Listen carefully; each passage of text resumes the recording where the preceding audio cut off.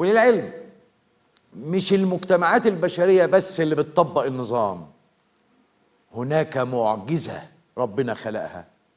النمل والنحل مجتمع ليه نظام لدرجة انه بيتضرب بيه المثل في النظام. بس يا ترى لو سيادتك قابلت نملة ووطيت قوي كده وسألتها ايه رأيك فينا؟ تقول لك ها؟ هتقول لك ايه؟ تعالوا بقى اوريكم النمل ازاي بيمشي على نظام بيحترمه. النمل كائن ضعيف جدا، مفيش اضعف من كده. لما بتحب توصف حد بانه لا حول ولا قوه بتقول ده اضعف من نمله.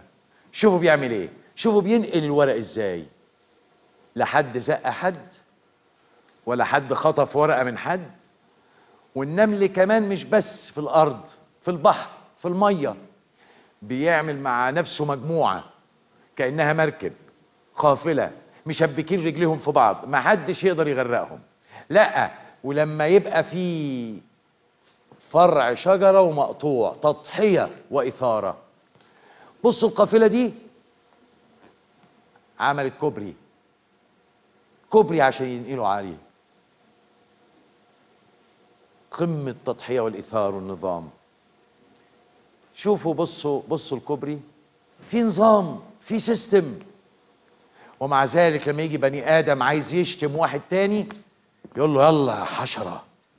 والله لو فهمنا الدنيا كويس هنكتشف ان ده مدح مش ذم. مش بس النمل، كل كائنات ربنا بتعتمد على النظام في حياتها. نشوف دلوقتي مملكة النحل. عجب، مملكة النحل الشغل بيتوزع طبقا لنظام صارم ما فيهوش هزار. الملكة لها دور، الشغالات لهم دور، الذكور لهم دور، النحل المقاتل له دور، جامعات الرحيق لهم دور.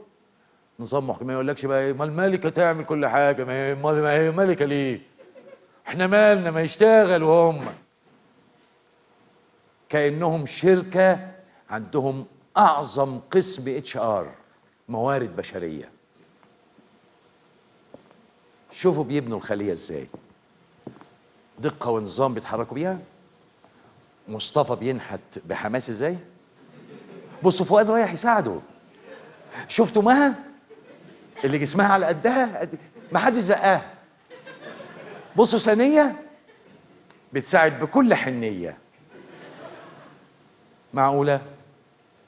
معقول؟ سبحان الله.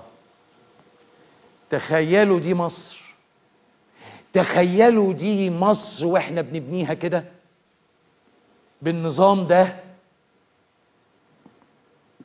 هل هنقدر نبقى زي النمل او النحل والنظام يحولنا من كائنات فردية صغيرة لعملاق ليه وزن وأهمية وتأثير؟ صدقوني احنا مش أقل من النمل أو النحل.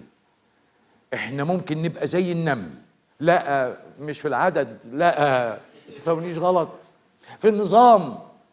المجتمع ده لما كان مؤمن ان في فايدة كان شعاره الاتحاد والنظام والعمل. ايامنا بقى جيلي انا مع بداية الثورة في 52 كان بيغنيها، وكانت الفنانة ليلى مراد الراحلة بتغنيها وبتخش في وجداننا وبنقوم واحنا بنسمعها عارفين مطلوب مننا ايه.